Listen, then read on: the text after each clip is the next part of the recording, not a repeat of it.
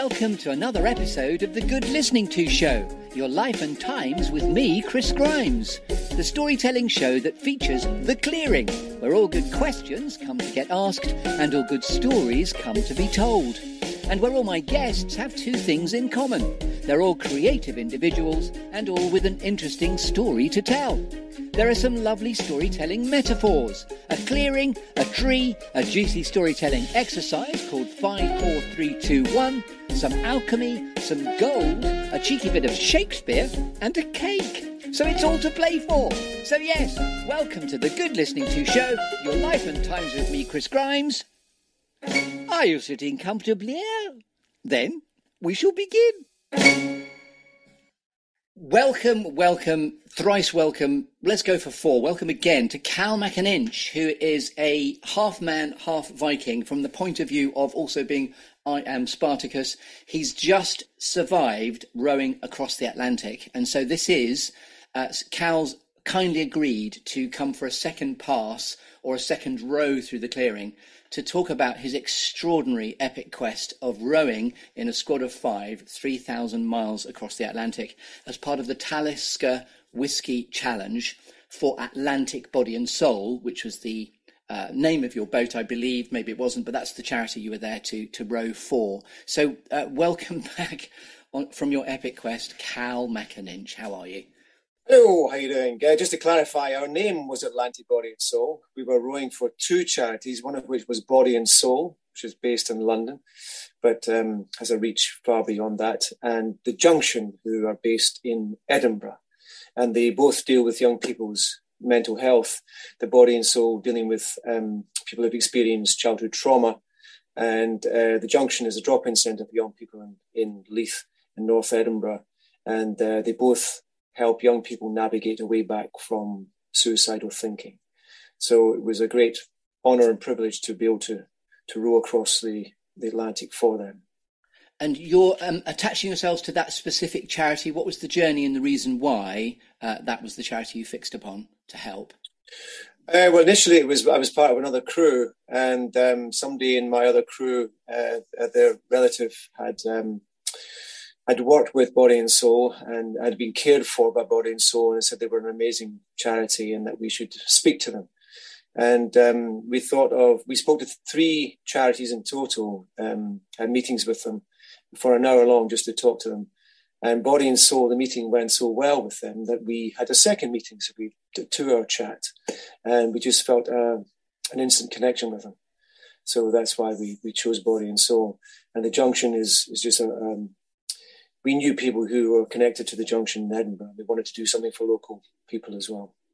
And it's such a triumphant thing to have achieved. I'm not even sure of the statistics of how few people in the world manage to row across the Atlantic. Did you bother to sort of do that, to compare? I heard it recently and I've forgotten the number, but it's certainly less than the people who have climbed Everest, for sure.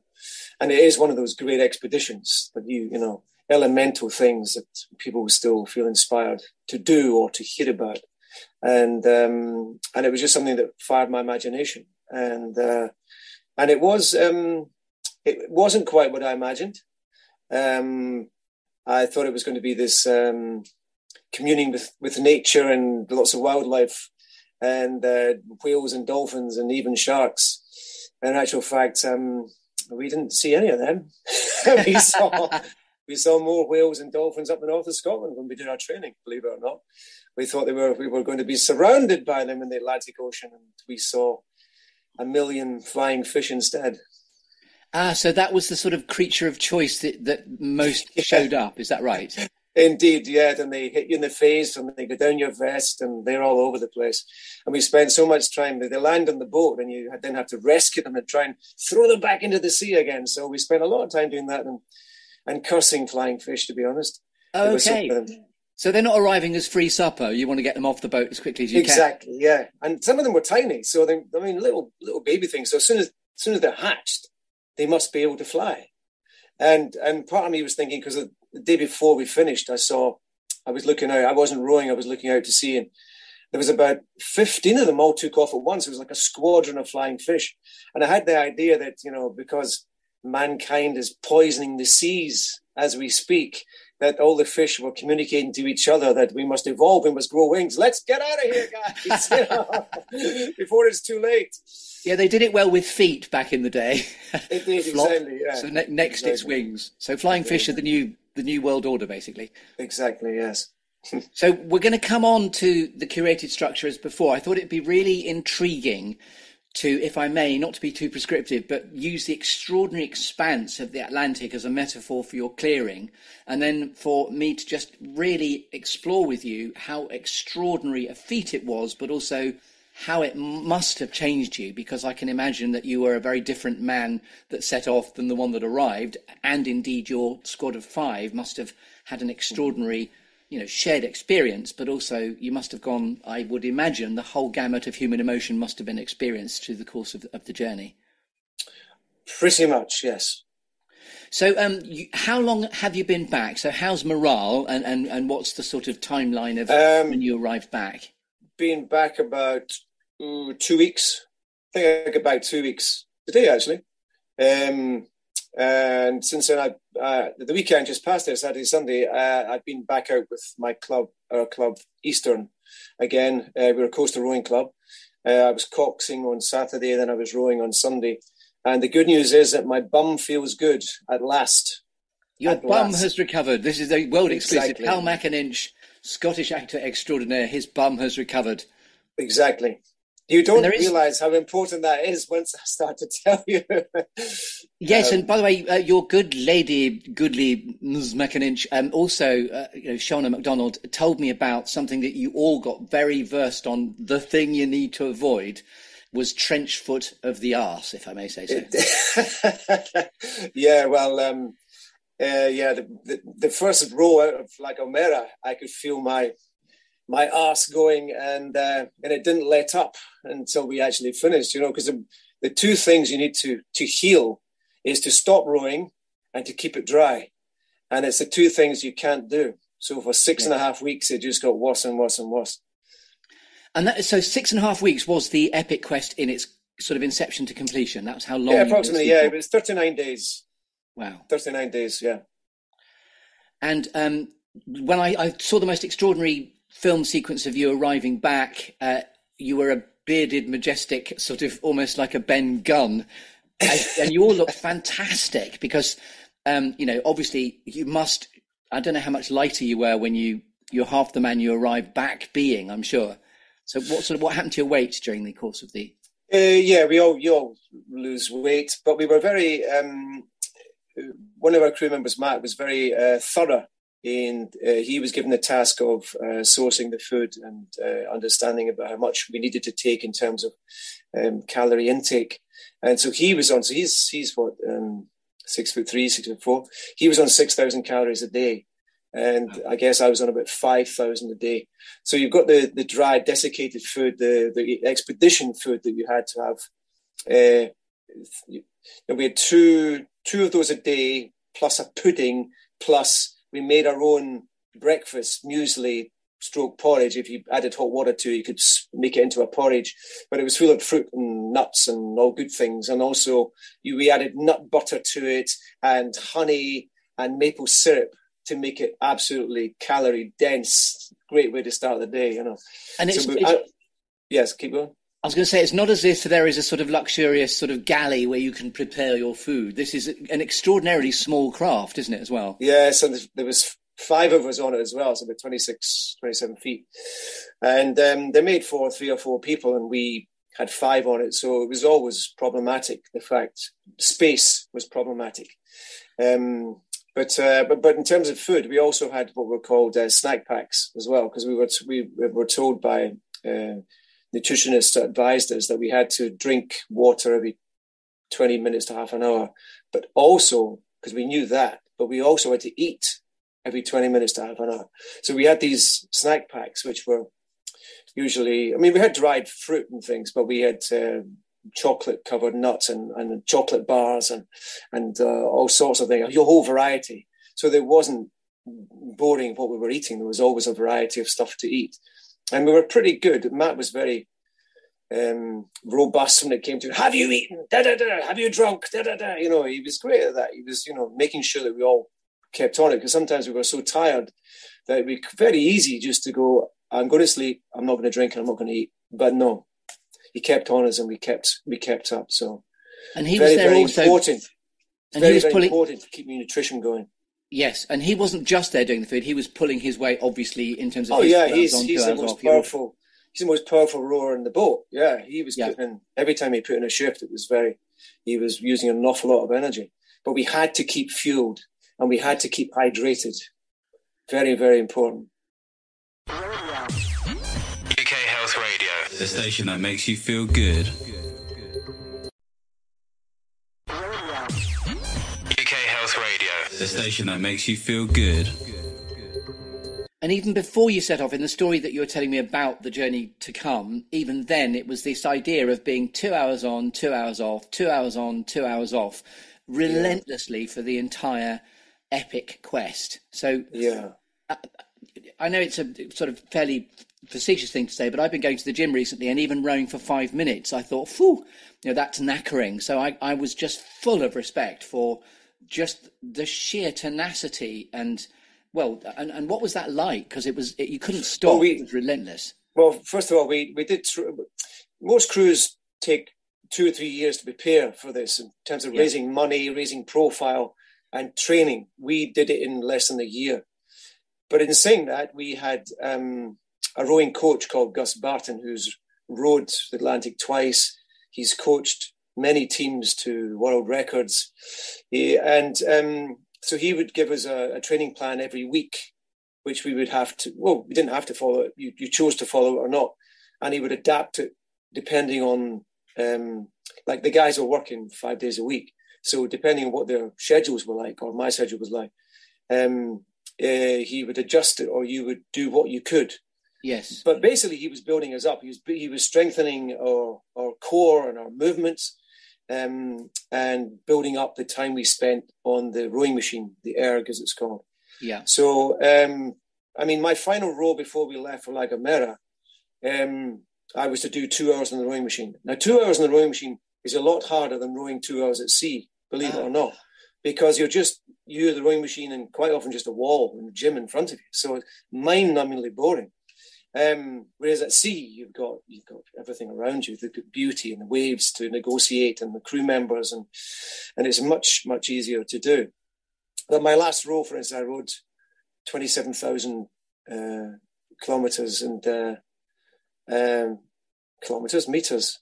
And so I thought I'd just do the 30,000 just to make it, make up to the 30.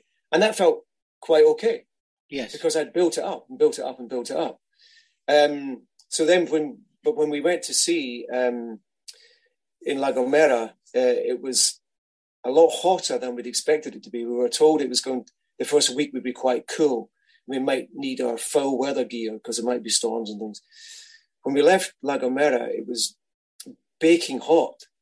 And so when I rowed out first, 3 of us rowed out first, and I went for a break in the cabin, these 2 tiny cabins. And it was like 40 degrees in the cabin. So you couldn't move in the cabin without pouring with sweat. So that idea that your bum is beginning to get raw from the rowing, I couldn't stop rowing, and you're drenched in sweat. And if you're not drenched in sweat, you're hit by seawater. So you couldn't really keep it dry. So it was a constant battle. And you painted quite a sort of romantic, notional picture of the Atlantic, the sea, the seascape, the wildlife. But what occurred to me was the notion of something like the darkness and then the epicness of the sea. Because obviously you're doing it day in, you're doing it night and day. So I wondered what it was like rowing in the dark of night versus in the daytime, and what sort of thought processes you were going through. The first thing I noticed when we started rowing and we started to get away from land was just the vastness of the ocean, and it sounds silly, but the quantity of water. You just become aware of so much water. And it was almost like my brain wouldn't let me experience that without trying to protect me from something. I've been constantly trying to figure out what my brain was doing. But I'd see this huge, vast amount of water And initially it was just sort of rolling very gently. So your brain is dealing with the fact you used to be on land and everything's still, and now you're in a space where everything's actually moving. And it looks like a ploughed field, or a field just beside you as it rolls down and underneath and away it goes. But it's actually water and it's moving, and there's such a vast amount of it. My brain I'd begin to see things like silhouettes of farmhouses and fields and trees and telegraph poles and things, which happened throughout. It didn't stop. It was always like my brain was going, don't worry, everything's okay. Look, it looks like land. And there was even at one point where I saw there was a wave sort of broke and it was white, and half my brain said, there's the sheep, you see, it's land. My other brain went, oh, shut up, it's obviously a wave. And the other brain was going, no, it's a sheep. It's a sheep. Don't worry, it's a sheep. Look, there's farmland. It's okay. It's not just water. So I don't know what was going on, this constant battle with my brain trying to protect me from the fear of not being on land or something. I don't know what it was. Or the fear of the unknown. Yes, and trying to rationalise and make sense of escape that you've not been at sea for so long ever before. So it's totally unique to your brain as well. Yeah, exactly. And I love at nighttime you'd be... it would do the same. It would be like I would see silhouettes of woodland, forests, and it's almost like at nighttime you'd be rowing down this river, which was really, when it was a full moon, it was absolutely beautiful because you're rowing down like it's an optical illusion, but it was like you're rowing down a river of moonlight. It's quite incredible to see, but when it's darker, you're rowing down this sort of dark river, and on either side always there was trees and fences and all sorts, you know what I mean? It was quite incredible. And never it was always just this vague sense of something. It wasn't like specific trees or anything. It was just a vague sense. And some of the other guys experienced that as well, but I don't know if they experienced farmhouses and telegraph poles. In terms of your sort of mental health and resilience, were you comparing notes with what was going on for you as you went through? Yeah, to a point. I also began to get hallucinations of people on the boat beside us, and I told a couple of the boys this, and they were quite alarmed because they said, "Oh, you've got to tell us that because it means that you're depleted in something, you're dehydrated, or you're so sleep deprived that something may go wrong." And they were right to an extent, but these hallucinations, I had them all the way through, and only in the white navigation light that we had on the boat, never when I used the red head torch. So that's really quite interesting. And in fact, I'm going to meet with someone at the University, Edinburgh University, who is a specialist in sleep and sleep deprivation, because after the first few days, we were all sleep deprived. Of course. We were all in what I call breakdown. And so what happens is that doesn't go away. You just get used to it. And so in terms of breakdown, it comes in waves in people. So there's peaks and troughs. And as a crew staying together, you have to negotiate and navigate everyone's breakdowns, including your own, all the way through the journey. So that was one of the most significant parts of this trip for me, was how we all managed manage the breakdowns, and because you're also in constant pain. All of us were in terrible pain, and you seem to get new pains every day. Different parts of your body would break down as well. So that for me was a huge part of the journey. And in terms of giving space to each other whilst you process whatever mental angst might be going on, I mean, was it quite sort of demonstrative and loud sometimes, and sort of spontaneous, tears or emoting, or it can't have been a quiet experience? It wasn't loud in that sense. You'd have basically pressure builds up in people, and you have outbursts, but we were quite good at apologizing and knowing when to apologize and accepting an apology and moving on. That was a huge cathartic feeling for everyone, and it's a thing that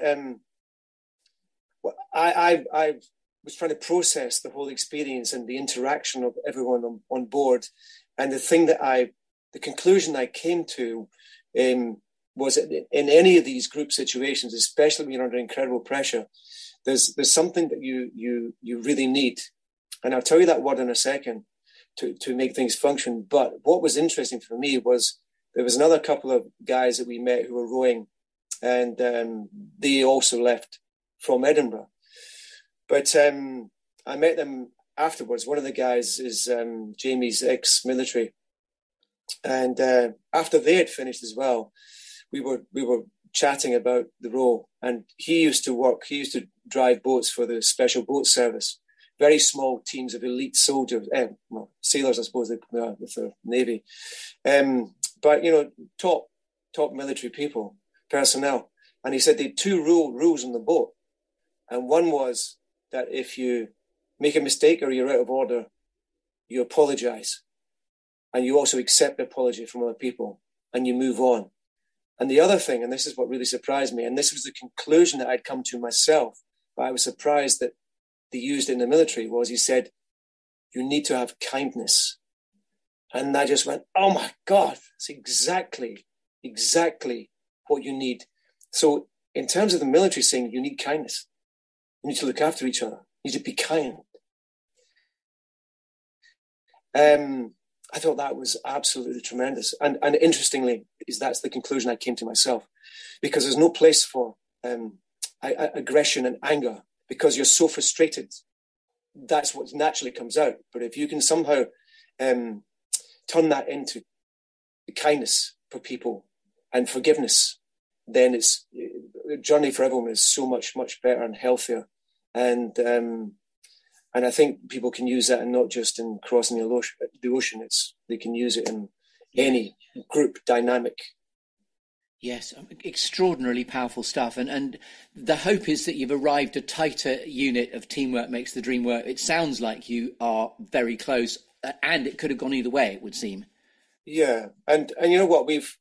I'm very proud that we managed to hold it together when it got incredibly difficult. It's the pressure that it puts on relationships is, you can't imagine. That's why there's some crews end up having fisticuffs. Couples break up. You know what I mean? So it's intolerable, the pressure it puts on people, and the fact that we came through that as friends is a testament to something about us, which is extraordinary. And and we did this together, and nobody can ever take this away from us. We've got this now, and that's a bond that will never break between us. And the stuff you're describing, as the mental processing, that's nothing you could have prepared for before you suddenly find yourself adrift at sea but rowing. No, we had two wonderful psychologists who helped us out with many sessions with them, and they gave us a groundwork to work from. So probably without that, who knows? So if anyone is thinking of rowing an ocean, have psychologists, sports psychologists, talk to them about what you need to do to prepare for that, and what you need to do to remember when you're out there, and to have things that places you can go to protect you from, the worst excesses of our vulnerabilities. And at its core, the Talisker Whisky Challenge is a flotilla of vessels, isn't it? It's Talisker Whisky Atlantic Challenge. Yeah. And yes, so every year it varies, but there was 43 boats in the fleet this year. And there are boats still out there. Still doing the trip? Yeah. Yes. And presumably it's about finishing. It's not literally about the race. It's just the challenge of getting across, I would say. Well, our club are very competitive, so we wanted to be competitive. We wanted to do, and doing it as a five is still quite unusual.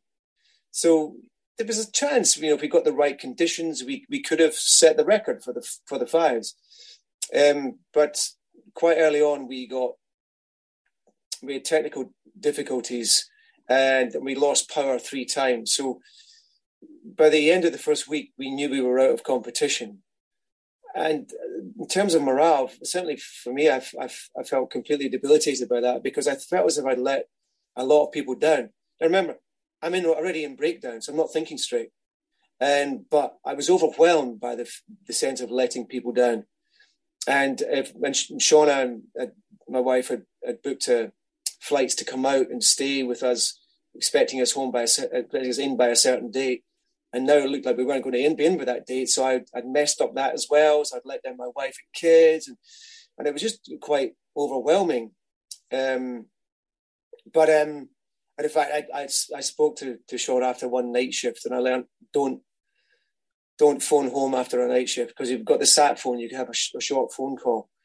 And I said, oh, I was so tired, I was so down. And she just said, I love you. And that was me. I was broken. I just couldn't speak. My lip was trembling and I was like all over the place, And she went, are you okay? Are you okay? You sound like you're drunk. I was like, I'm certainly not drunk. I'm just in bits. So you do go to very dark, lonely places. But there's a wonderful actor friend of mine, Bertie Porto, who rode the Atlantic in 2011 before it became the Talisker Whiskey Atlantic Challenge. And I don't even know what position he came in the race, because it never really bothered me, because Bertie rode the Atlantic. That's all that matters. Yes. And it was a little moment of release for me, because I went, it doesn't matter about us being competitive. It just matters that we stay together and we finish. And so that's what I've taken from it, is that we've rode the Atlantic together. We did it. It doesn't matter where we finished, We didn't get the podium finish. It doesn't matter. Yes. And that's certainly the external perspective. It's just, everyone I know connected to you, and I have felt, from afar, just nothing but immense pride at the fact that you did it. I mean, as you've said, you've done it. There are fewer people than scale Everest that have rode the Atlantic. It is a tremendous triumph. And hearing that, I mean, and people, there's a woman came up to me and I didn't know her in the supermarket the other day, saying, "Oh, we're so proud of you. I don't know you, but I saw you in the news, and we're just so proud of you." And then she walked off, and I was really touched and moved by that. And then hearing how people have been affected is really, it's really moving. I do love it. I didn't realize how much it would affect other people, So it's a wonderful thing when people express that to us, It makes it all worthwhile. It makes all the pain worthwhile when you know you affected people in such a positive way. And I just to reiterate the kindness word that you concluded, there is that adage, be kind, but most of all, be kind to yourself. And, Absolutely. Totally, Chris, honestly, because you can give yourself, you're in breakdown. You can give yourself such a hard time, as I did. I was so hard on myself. But I found strength, and I gave myself a good talking to, and I managed to find a way. I empowered myself about 3/4 of the way through, because I was up and down. And then I just gave myself a good talking to, and I went, right, now you just be present and enjoy it as much as you possibly can. And it's such a microcosm of life's mental health journey. The idea of it goes in waves, and obviously the Atlantic's going to give and keep giving in the fact it's rolling in, things change, evolve, different. The hallucinations you're experiencing as well. I mean, it's just such an extraordinary escape you've described. Well, there was one point where Alec, our skipper, was trying to film some stuff to send back for social media, and I'd said my name and what I was doing, and we were rowing across for young people's mental health, and then he went, brilliant, okay, and then he paused for a second and he went, oh God, what about our mental health? Yes. I mean, both, there was just a moment of, we just laughed and we went, oh my God, I know, we're going insane. We're going nuts here. And you mentioned laughter there. What were there must have been extraordinary releases and the relief of laughter as a catharsis as well, I'm sure.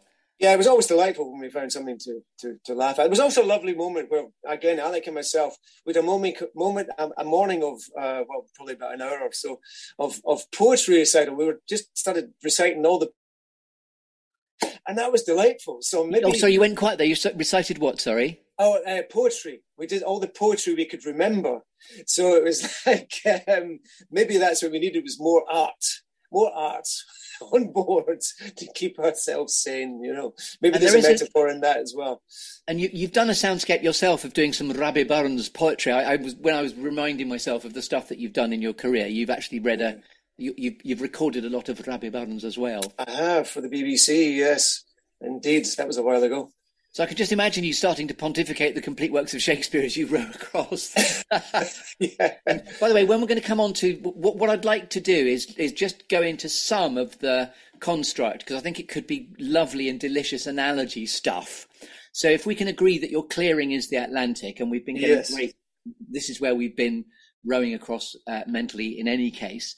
So you just mentioned about there is Shakespeare in the canopy there. So Julius Caesar. Should I do it just now? Yes, please. Do you remember last time we recorded, you came back in to reread the speech that you read at my wedding? That's right. Yeah. So I keep getting, buy one get one free. You keep coming back, which is awesome. So yes, please, to your Julius Caesar. Well, I suppose this is the. But what I take from this piece is that there's no point in putting things off. Now is the time. Just go for it. Which is what I did with this Atlantic challenge. Just go for it. There is a tide in the affairs of men, which taken at the flood leads on to fortune. Omitted, all the voyage of their life is bound in shallows and in miseries.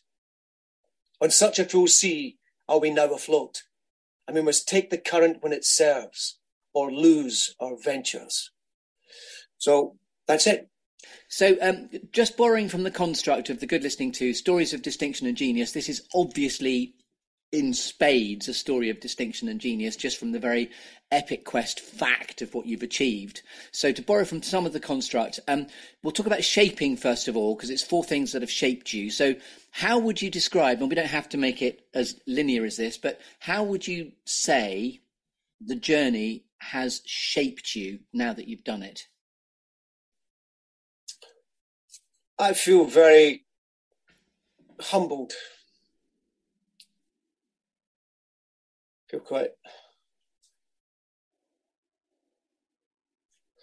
feel quite emotional saying that. It was so hard, physically and mentally. It was so overwhelmingly difficult. And then coming to the conclusion about needing kindness in life and forgiveness. That's really powerful. And I think certainly in being a parent, I feel at the moment more connected to my children. I feel I listen. I'm in a better listening place to them and to, I don't know, people in my life, I guess. So I think that's certainly what it seems to me at the moment. And I've done a few interviews and things, and I even did an interview when I was almost arriving into Antigua, and I realized that people were asking me questions, asking me to analyze what I'd been through, and I'm not sure I was ready to analyze it, so I didn't know what was coming out. And I realized, well, the thing is, I'm going to keep analyzing this probably for the rest of my life. So someone asked me a question at one point, it may vary from point to point, but that's my takeaway at the moment from it, is I feel very humbled by it in a good way. I don't mean that in a bad way. And I feel, as I said, in a better listening place to other people and what they may be experiencing in life. UK Health Radio, the station that makes you feel good. UK Health Radio, the station that makes you feel good. Lovely answer. And in terms of inspiring you, so how did the Atlantic, how did the journey inspire you, would you say? Well, what I've just said is inspiring. I don't know, it's just moments like, I don't know about inspiring, but rowing with a full moon at nighttime across the Atlantic and going down that, as I said, that optical illusion of the river of light, and the warm air, and rowing in the dark with the moonlight, with your top off and rowing, and realizing that the nearest human habitation is the International Space Station. That's quite an experience, and it makes you feel very, very small, but sort of enormous at the same time. So part of everything round about you, that I don't know what inspires me to do, but it certainly. By the way, that was such a lovely answer, because that was about awe-inspiring. The whole thing has been awe-inspiring. Yeah. So, okay, awe-inspiring. I was certainly, yes, that's how you describe it. In terms of star constellations, was there a particular guiding star that you related to? Oh, I was totally taken by Orion. I hadn't seen Orion in his glory. I don't know, their glory. But the stars, Ed taught us how to always find the North Star, for instance, and just the breadth of stars was just incredible. And also quite early on, and it was down by the horizon on the port side, and so we were talking east, and it was just right on the horizon. There's this flash of light, explosion of light, and I went, "What was that?" And Alex said, "Oh, it's a moon flash." And I went, "What is that?" He went, "Well, just watch." And then, so there'd be this flash of light and then nothing. And then suddenly the clouds sort of parted and the moon appeared and then started to rise. And it was just phenomenal, incredible. And I didn't see it again. We saw lots of shooting stars. You don't really get blasé about them, though. We saw lots of them, and they were really clear. And they went on for quite a while, some of them. And then one night, again, it wasn't a moon flash, but we saw, it was quite high up, so it was nowhere near clouds or anything. Just this explosion of light. We were rowing at night, and there's this huge explosion, and we're like, "What was that?" And then you sort of go, "Wait a minute, we're not in contact with it. There could be a third world war. We wouldn't know anything about it, you know. We're in the middle of nowhere." But so, yeah, you see phenomena like that in the night sky, and it's, as you say, awe-inspiring. It's just incredible. And, you know, bioluminescence across the ocean. That's quite incredible as well, you know. By the way, what's really profound is your own relationship to Orion's belt. That's so relatable to me, because the middle star in Orion's belt is my navigation point to my sister's death. The day she was killed, I went outside and the star was the middle star of Orion's belt. So wherever I have been historically since 1979, whenever I see Orion's belt, the middle star is always winking at me, and that's Hazel. So that's incredibly relatable. Yeah. You love that constellation more than any others. Ah, great. Yeah, no, I was just struck by it. In fact, someone offered to tattoo it for me on my body somewhere, so I'm going to go for that.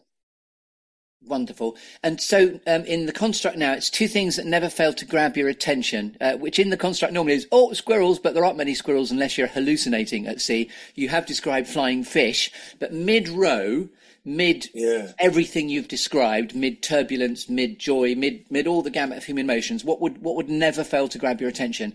Even if it's the shooting stars or Orion's belt, what things never fail to grab your attention? Well, I haven't told you about my hallucinations. Certainly one of them would be my hallucinations. So they were people on board the boat with me.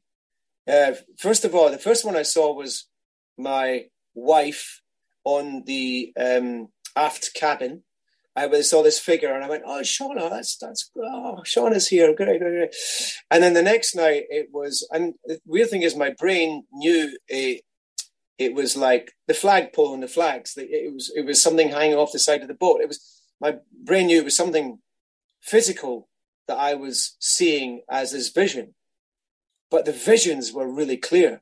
So the next night there was a woman standing, and I was going, "I know it's the flags. I know it's the flagpole. I know it's the flags." But there was a woman standing on the aft cabin, facing east this time, and she looked like a woman from like the clearances in Scotland of sort of period. So she's got a shawl around her shoulders and a scarf on her head, and she was dressed in period clothes, just gazing out east.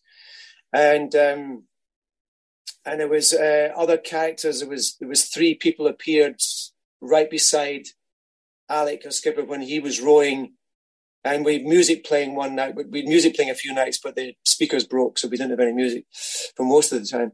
And they were sort of bopping along to the music, but they were real faces, real people, not that anybody I recognised. And then there was a very powerful-looking black African woman who was on portside looking west. And at that point, I was thinking, am I in a sixth sense? Am I actually seeing dead people on board boat? They're so clear. They're so clearly people. And my brain's going, no, it's just a hallucination. Yeah, I know it's a hallucination, but that's so clear. She's looking out. Why is she gazing west like that? And eventually I'd see lots of people. Some were like grotesque puppets, faces, demon faces, but they weren't as interesting as the actual real people faces that I saw. And then eventually it was I was rowing, and there was this young woman came up at speed beside me, and then turned around and looked me straight in the face, and I got a fright. I went, and then I got angry. I went, right, that's it, no more. You can all just fuck off. I'm not gonna, And I didn't see any hallucinations for a few nights after that. But as long as my brain just shut down, I couldn't take it anymore. But was it typically in the dead of night, or was it any time of day this could happen? No, it was always nighttime. Always nighttime. In the navigation, the white, I would call it the ghostly light of the navigation light, and never the red head torch light. So that's quite interesting in itself. The brain, whatever brain chemistry was going on, so it's sleep deprived. I don't think I was so dehydrated, and I was still eating. So I imagine it's just sleep deprivation. Coupled with a heightened sense of presence, I would say, because it's just so unique to find yourself in that seascape. I mean, the Atlantic is providing such a beautiful storyscape in what you're describing here. It's really. And what about fear? Did you ever feel scared if there are storms kicking up? Or we didn't really feel scared. When we lost power, we had to row at nighttime in the dark, without the navigation light, without the AIS system, which means that you can see other boats and they can see you. So no one could see us. And also, I didn't hand steer. I was always rowing, but a couple of the guys had to take turns hand steering and following a compass, which is furious concentration. And doing it at nighttime is so hard, because to try not to fall asleep, and you're trying to keep it on course. And hand steering is very easy to overcompensate, and then you have to pull it back again, and before you know it, the boat's all over the place. Really, really hard stuff to do. So that was concerning, the fact no one could see us. But I wouldn't really say it was fear. We were quite lucky in that sense, and we trusted the boat. There was some very, very big waves, but we never really felt threatened. And Alec and Ed kept us going south as much as possible to avoid the beam-on winds that might tip us over. And when we heard that one of the American boats had been tipped over and they had to be rescued, we presumed that's what had happened to them. It turned out it wasn't. It was more technical problems. But when you hear that one of the boats has been tipped over and they had to take to the life raft and rescued by a tanker or a container ship or something, then you sort of go, right, well, maybe we were right to keep going south and avoid these winds, But we didn't. I don't think we experienced much fear. We didn't see any sharks. So when we had to get in the water, I didn't get in the water, but a couple of guys got in the water to clean the hull. Because we hadn't seen the sharks, we didn't really have that sense of sharks around about us. So we didn't even have that fear of getting in the water, But I think if we'd seen a shark, then absolutely we would have been very aware. But it always was like, are there any big fish in the sea? We haven't seen any, But we saw marlin briefly, but that was it. Okay, and I'm so full of admiration, because just the sheer scale and epicness of it, and how far away you were from what was familiar to you. I think I felt scared for you a few times, and I know when I spoke to Shona, you'd only just got going, and she was having to handle Christmas and New Year, knowing that your beloved husband is just out in the big expanse. I felt scared for you after I'd spoken. I can understand that. Because when you're not doing it, you have no power over it. So I can understand why there is fear for other people, because you can't affect it in any way. But we were there, and having to get up and row is so all-consuming. And so you're either physically rowing or you're trying to wash yourself and eat some food and get some precious sleep. There wasn't a lot of time to be afraid, you just have to go on and do the work. That's what it was like. It is keep on keeping on. You know that adage, which is keep on keeping on. Just keep moving.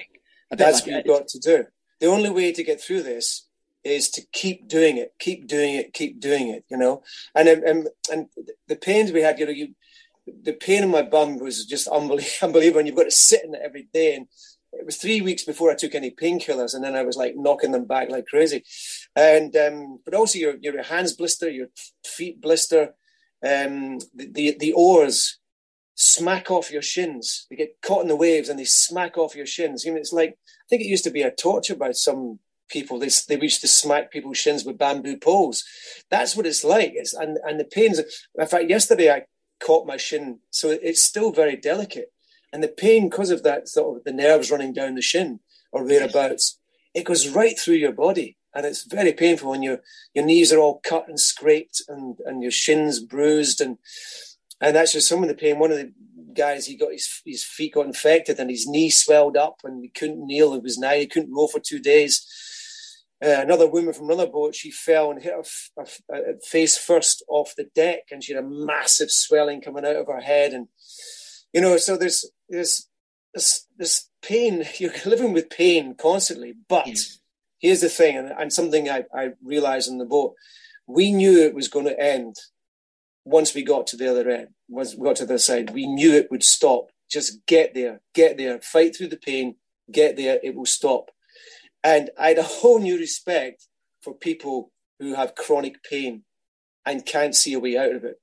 My mother-in-law, for instance, she just died last year. She was an incredible woman. And, but she lived in discomfort, if not pain, for a lot of her life. And so I really became very aware of people who cannot see the ending and just have to constantly live for that and find a way to be through that pain, because we had a way out, but it was most uncomfortable. It's such a wonderful analogy about just the journeymaning through life on this journey, because it is just keep on keeping on. There are so many analogies about just the journey of life, and it's not over until it's over, and keep going, it will come to an. I mean, it's just people will want to speak to you for years on end, I'm sure, about the sort of seismic learning that one can glean from somebody who's done it. It's an epic quest of an extraordinary nature. But there was some. Just this morning, I read about a couple of guys, New Zealand guys, and they were saying they finished the row and they were saying, we loved every minute of it. And I was a little bit jealous of that. I was like, oh my God.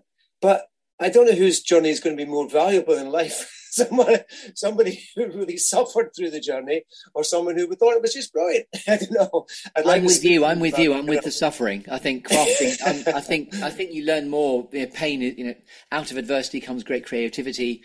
No pain, no gain. All the other adages. I think they're probably lying. Yeah, could be. So, Cal, as this has been your moment in the sunshine of the Good Listening To as you row across the Atlantic, I'm going to ramp up to, is there anything else you want to say? But I'm just going to pull out a bit of a comedy prop behind me. This is called the Passing the Golden Baton moment. Way! So it's a golden relay baton. Who do you think would most appreciate, within the journeymaning of what you've just done, who would most appreciate a Good Listening To in passing the baton on to them? I think my friend Tony Curran would love to go on the journey with you. We were fortunate to. There was when I was away, there was a BBC TV show called Mayflies, which Sean and I were both in. But the two leads were Tony Curran and Martin Compston. And if you haven't seen it yet, Mayflies is on BBC iPlayer, and you'll need a box of tissues because it's very, very moving.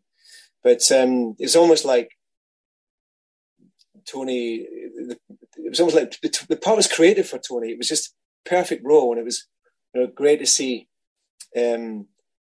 brilliant actor friend of yours getting this role that's so rich and gets them a chance to show off everything they've learned about their craft.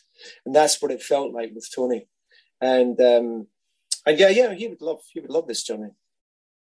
And I'm very humbled myself by that recommendation, because he's someone like you that I very much rate and respect. And Mayflies is one of those things I'm yet to watch, but no, it's brilliant, because I was even moved in watching the micro clips of it as well.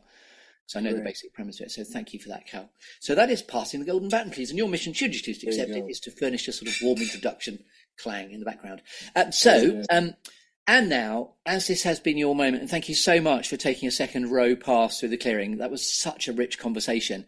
Is there anything else that you'd like to say? No, just thank you, really. It's always lovely talking to you, and it was lovely the first time, and this time was fabulous. I loved it. Me too. And if you have obviously been listening here on Facebook or on Buzzsprout, Cal was in the clearing about 1.5 years ago, and thank you for saying yes then. But since then, of course, you've just overcome the most extraordinary epic quest, and I have nothing but love, admiration and respect for you. And thank you for sharing. I mean, that was so insightful, some of the stuff that you've just shared. Pleasure. Rich listening indeed. And so you've been listening to Cal MacAninch. This has been Stories of Distinction and Genius, and in a nutshell, that is, it's extraordinary. And I look forward to seeing you soon. Thank you very much indeed, and good night. You've been listening to the Good Listening To show here on UK Health Radio with me, Chris Grimes. Oh, it's my son. If you've enjoyed the show, then please do tune in next week to listen to more stories from the clearing. If you'd like to connect with me on LinkedIn, then please do so. There's also a dedicated Facebook group for the show too. You can contact me about the programme, or if you'd be interested in experiencing some personal impact coaching with me, care of my Level Up Your Impact programme, that's chris@secondcurve.uk. On Twitter and Instagram, it's @ThatChrisGrimes. So until next time, from me, Chris Grimes, from UK Health Radio, and from Stan, to your good health. and goodbye.